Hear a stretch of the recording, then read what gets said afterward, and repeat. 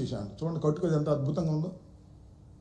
ఆడేటప్పుడు కాస్త అబద్ధం ఆడినా కూడా అతికేదట్టు ఉండాలా, అట్లా లేదు. చక్కగా పాత రైలేగులు తీసుకొచ్చి పొలిటికల్గా పెట్టి దీన్ని గిరగిరా తిప్పి జగన్మోహన్ రెడ్డి గారికి వారి సతీమణి గారి మీద రాసేటటువంటి ప్రయత్నాలు చేస్తున్నారు. ఏదో చిన్న చిన్న పత్రికలు రాశాయి, ఏదో రేటింగ్ కోసం రాశాయంటే, లేదా రేటింగ్ కోసం ఛానల్స్లో ఏదో గప్పండి గ్యాస్ కొట్టేటటువంటి వారు చూపిస్తున్నారంటే మనం నమ్మొచ్చు. కానీ చివరికి ఎల్లో మీడియాలో చాలా నెంబర్ 1 అని చెప్పుకునేటువంటి పత్రిక. అఫ్కోర్స్ దీనిలో అన్ని కట్టుకథలకు ఈ మధ్యన మరీ తెగించేశారు, అడ్డగోలుగా రాసే కార్యక్రమాలు చేస్తున్నారు. ఇలా జగన్మోహన్ రెడ్డి గారిని వ్యక్తిత్వ హననం చేయడానికి, వారి సతీమణిని వ్యక్తిత్వ హననం చేయడానికి ఇలాంటి కార్యక్రమాలు చేయటం చాలా దురదృష్టకరమని ఈ సందర్భంగా నేను చెప్పదలుచుకున్నాను. ఇంకొక అంశం ఏంటంటే, ఈ మధ్య నేను చూసా ఒక పత్రిక, అది కూడా వారికి సంబంధించిన పత్రికే, దానిలో ఒక మాట రాశారు. నేనే అనుకుంటా దాన్ని ఏమంటారో, ఉలుకు పలుకునా తొలి పలుకనా మలి పలుక ఏదో పలుకు, ఆ పలుకులు పెద్ద వ్యాసం రాశారు. దానిలో సారాంశం ఏంటి తెలుసా?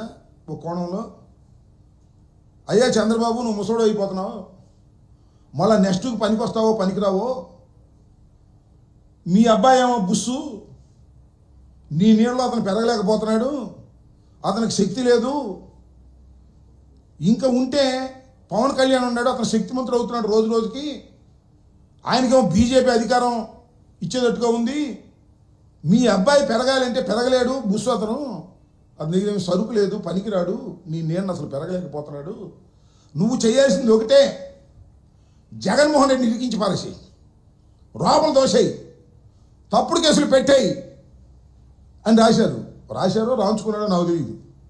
ఆ పద్ధతిగా ఉంది ఇది. ఏదో ఒక విధంగా జగన్మోహన్ రెడ్డి గారి మీద అవాకులు చవాకులు రాంచి జగన్మోహన్ రెడ్డి గారిని వ్యక్తిత్వ హననం చేయాలనేటువంటి ప్రయత్నం చంద్రబాబు అధికారంలోకి వచ్చిన దగ్గర నుంచి జరుగుతూ ఉంది. 11 సీట్లేగమ్మాయి, ఎందుకు అంత కంగారు మా మీద అంటే, ఇదే నేను రాశారే ఆ పలుక బుల్క, ఆ రకంగా భయపడిపోతున్నారు. ఎక్కడ జగన్మోహన్ రెడ్డి గారి ఉగ్ర రూపం పెరిగిపోతుందో, 40% నుంచి 45, 46, 47, 50, 51, 52 అయిపోతుందో, 6 నెలలకే వ్యతిరేకత వచ్చేసింది. ఇంకా ముందు ముందు ఏం జరుగుతుందో, మా అబ్బాయికి ఏం ప్రమాదం వస్తుందో, మా లోకేష్ పెరగలేకపోతున్నాడు కాబట్టి చిత్త కొట్టేద్దాం జగన్మోహన్ రెడ్డి గారిని వారి కుటుంబాన్ని అనేటువంటి కక్షతో ఇలాంటి క్యారెక్టర్లను తీసుకొస్తున్నారు. ఏమండి నేను అడుగుతా, ఆ సింగ్ని అంత బెదిరిస్తే, ఆ సబ్ రిజిస్టార్ని, అసలు మా టైంలో దాడులు ఎందుకు జరుగుతాయి? మా టైంలోనే కదా దాడులు జరిగింది, 2023లోనే కదా దాడులు జరిగింది, అతని మీద యాక్షన్ తీసుకోవడానికి ప్రయత్నం చేసింది, ఆ రోజునే కదా పారిపోయింది, ఇవాళ దొరికాడు. మళ్ళా మొదలు జగన్మోహన్ రెడ్డి పేరు చెప్పు, సోదరు రామకృష్ణారెడ్డి గారి పేరు చెప్పు, ఆయన భార్య పేరు చెప్పు, ఒక లెటర్ రాయి. What is this drama? ఇదంతా లోకేష్ గారు ఆడిస్తున్న డ్రామాగా. మరి దాన్ని రెడ్ బుక్ అంటారు, మరి ఏ బుక్ అంటారు నాకు తెలియదు. ఏమిటి అన్యాయం అంటున్నా. ఈ రకంగా మళ్ళీ చీమకుర్తి శ్రీకాంత్ ఆయన వచ్చి మొట్టమొదటి ఏమన్నాడు, మొట్టమొదటి టీవీ ఇంటర్వ్యూలో, అసలు ఆ సింగే నాకు 45 లక్షలు ఇవ్వాలి, సింకు నాకు వేరే వ్యవహారాలు ఉన్నాయన్నాడు. మళ్ళీ ఇప్పుడేమో ఆయన మాట మార్చేస్తున్నాడు. బుర్రతల్లి గారు అతను ఏదో తొడపాసం పెట్టినట్టున్నారు, నువ్వు కూడా చెప్పబోయా జగన్మోహన్ రెడ్డి గారి మీద అని. జగన్మోహన్ రెడ్డి గారి మీద చెప్పేటటువంటి కార్యక్రమం. మీరు ఎవరైతే కేసుల్లో ముద్దాయిలుగా ఉన్నారో, అవినీతి కేసులో కానీ మరొక కుట్ర కేసులో కానీ వారందరికీ తొడపాశాలు పెట్టో, వారందరినీ వశపరుచుకునో, వైఎస్ఆర్ కాంగ్రెస్ పార్టీ నాయకుల పేర్లు చెప్పమనో, లేక జగన్మోహన్ రెడ్డి గారి పేర్లు చెప్పమనో, లేక వారి సతీమణి గారి పేర్లు చెప్పమనో చెప్పి కుట్రపూరితంగా మీరు చేస్తున్నటువంటి అంశాలు ఎవరికి అర్థం కాదు అనుకుంటే మాత్రం చాలా పొరపాటని ఈ సందర్భంగా నేను మనవి చేస్తున్నా.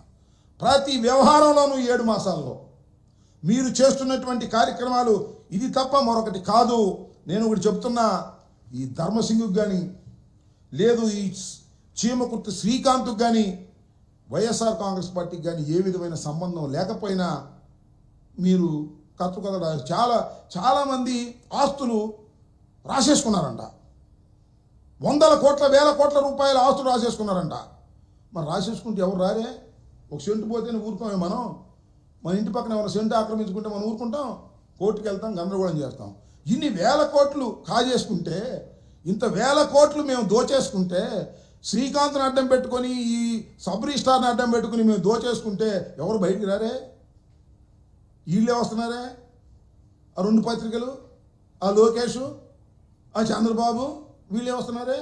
అంటే టోటల్గా బురద జల్లేటటువంటి కార్యక్రమం మీరు చేస్తున్నారనేది చాలా స్పష్టంగా అర్థమవుతున్నటువంటి అంశం. వచ్చిన దగ్గర నుంచి ఒక్కొక్క కథ, సీరియల్స్ వస్తున్నాయి. ఆ మధ్యనేమో ఆ నటి కథ, ఆ మధ్యనేమో అక్కడ ఏదో తగలేశారు కాగితాలు కథ, దాని వెనుక జగన్మోహన్ రెడ్డి గారు ఉన్నాడు. ఇట్ట కథలు తెలియగలుగుతానబ్బా. ఒకసారి ఒక చక్కని కథ చెబితే అరే భలే ఉందిరా అని అంటారు.